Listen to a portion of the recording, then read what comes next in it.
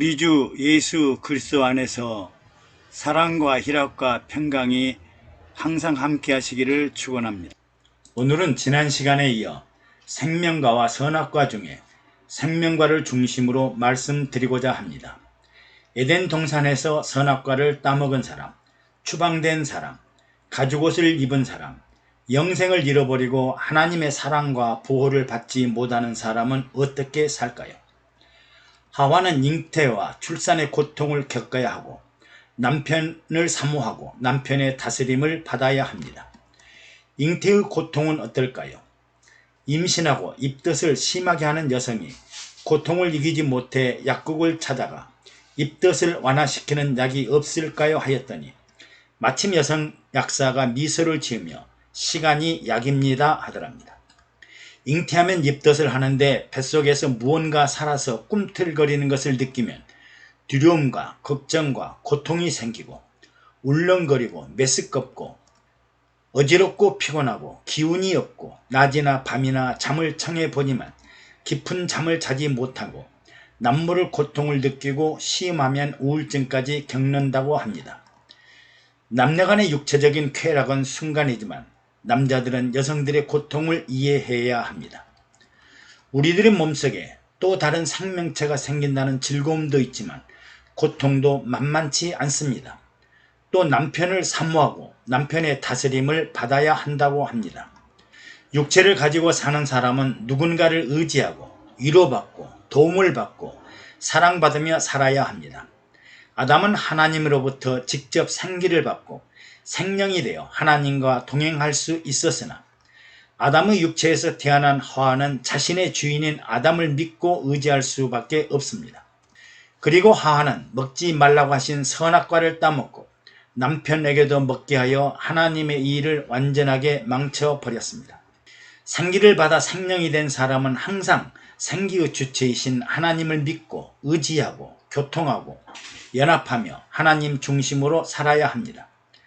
그런데 선악과를 따먹고 선악을 아는 일에 하나님 중에 하나같이 되었으니 즉 성부와 성자와 성령 하나님 중에 하나가 되었으니 이제부터는 하와가 믿고 의지하고 살아야 하는 사람은 하나님이 아니라 오직 아담밖에 없다고 하셨습니다.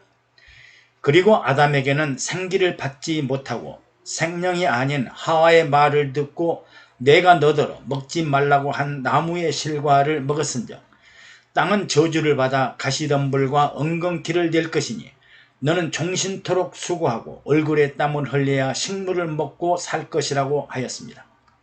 생활과 환경의 저주 속에서 자력으로 살아야 하고 흙에서 나서 흙으로 돌아갈 것이며 영원한 생명, 영생을 박탈당하고 말았습니다. 하와에게는 잉태와 출산의 고통, 사모하고 의지할 존재가 하나님이 아니라 남편 아담이 되었고 아담은 영혼의 축복과 환경과 생활의 축복, 육체의 축복을 박탈당하고 말았습니다. 이에 예수님은 영혼을 상실한 사람들의 고통과 고난과 질병과 가난 그리고 사망을 보시고 말씀하셨습니다.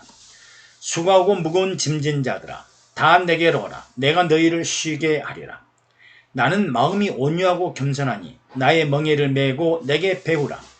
그러면 너희 마음이 쉼을 얻으리니 내 멍에는 쉽고 내 짐은 가벼움이라. 우리가 당하는 고통과 고난과 어려움이 하나님이 주시는 하나님의 뜻이라면 온유한 마음과 겸손한 마음을 가지고 예수님의 십자가에 멍에를 메고 배우면 마음의 평안과 평강을 갖게 되고 멍에와 짐이 가벼울 것이라고 말씀하셨습니다. 그러나 마귀가 가져다주는 멍에와 짐이라고 생각하면 원망과 불평이 사라지지 않고 갈등과 충돌이 사라지지 않을 것입니다. 그러므로 이제 우리는 선악과가 아닌 생명나무의 열매를 따먹고 살아야 합니다. 하나님은 아담과 하와가 선악과를 따먹고 또 생명나무의 열매도 먹고 영생하지 못하도록 에덴 동산에서 아예 추방해 버렸습니다. 꿩도 먹고 알도 먹는 세상은 없습니다. 꿩을 잡아먹으면 알이 없어지고 알을 먹으면 꿩이 태어나지 않습니다. 그리고 하나님은 에덴 동산 동편의 그룹들과 두루 도는 화연금을 두어 생명나무의 길을 지키게 하셨습니다. 이후 아무도 에덴 동산에 들어간 사람도 없고 생명과와 선악과를 먹어본 사람이 없습니다. 오늘날 우리가 예수 그리스도를 믿음으로 선악과도 먹고 생명과도 먹을 수 있는 길이 열린 것은 축복 중에 축복이요 은혜 중에 은혜입니다. 예수 그리스도로 말미암아 생명과 영생을 얻은 것은 은혜 중에 은혜요 축복 중에 축복입니다. 유대인들 편에서 생각하면 예수님은 신앙의 파괴자요 개혁 혁신자요 대단한 진보 혁명가입니다. 선악과도 먹고 생명과도 먹고 영생하는 길은 상상할 수 없는 일이니까요. 예수님은 생명과를 따먹으라고 하지 않으시고 너희가 영생을 얻으려면 내 피를 마시고 내 살을 먹으라고 하십니다.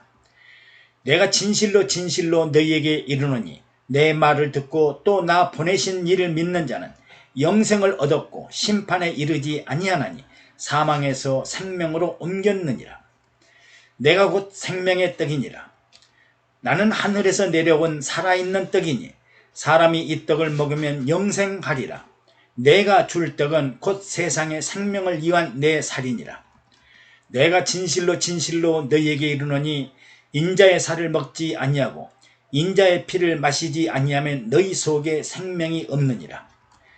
내 살을 먹고 내 피를 마시는 자는 영생을 가졌고 마지막 날에 내가 그를 다시 살리리니 내 살은 참된 양식이요 내 피는 참된 음료로다.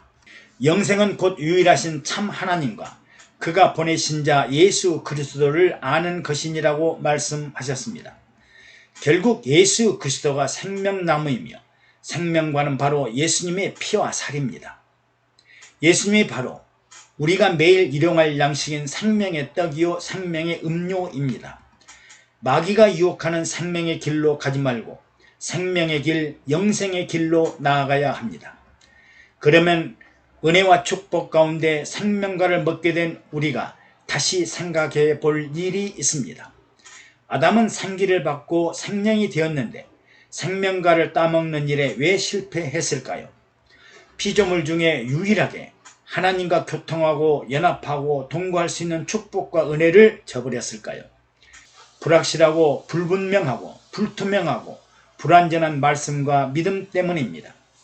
하와는 생기를 받지 못하고 생명이 아니므로 오직 생명의 사람인 아담을 사모하고 의지하고 다스림을 받아야 합니다.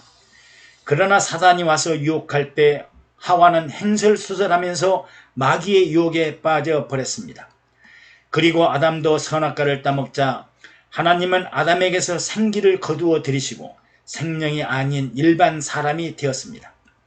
오늘날 성령 세례받고 성령 충만한 우리들도 유의해야 합니다. 데살로니가 전서 5장 19절에 성령을 소멸하지 말라고 하셨습니다. 성령을 받았어도 성령은 소멸될 수 있습니다. 성령 충만함을 계속적으로 유지하지 못하고 세상 권력이나 세상 재물이나 세상 명예를 따라가고 우상 숭배하면 성령은 홀연히 소멸되고 맙니다. 하나님의 말씀은 생명이므로 중요하지만 행위나 행동의 선악 판단의 기준이 되어서는 안 됩니다. 생기나 성령은 성령님의 강력한 권능이지만 자유의지대로 사용하는 것이 아니라 예수 그리스도의 십자가와 영생의 하나님 나라와 천년 왕국을 위해 사용되어야 합니다. 성경 말씀만이 능사가 아닙니다. 성경 말씀이 예수님을 의미하지만 예수님은 성자 하나님으로 성경을 능가합니다. 예수님은 너희가 성경에서 영생을 얻을 줄 생각하고 성경을 연구하거니와 이 성경이 곧 내게 대하여 증언한 것이니라고 말씀하셨습니다. 생기와 성령이 축복이요 은혜이지만 아담과 하와를 보고 우리는 경각심을 가져야 합니다. 예수님은 생명나무요 그리스도시요 구세주이시며 성자 하나님이십니다. 성령 하나님은 예수가 그리스도시요 구주임을 증거하는 권능의 영으로 당신의 육체를 움직이고 활동하게 하는 육체의 주인이십니다. 아담과 하와가 선악과를 따먹고 실패하였지만 우리는 생명나무와 생명과이신 예수님의 십자가와 영광스러운 천년왕국 나아가 새하늘과 새 땅 영원한 천국을 바라보며 영생의 삶을 살아야 합니다. 감사합니다. 여러분의 구독과 좋아요 그리고 댓글은 영상 제작에 많은 위로와 격려가 됩니다.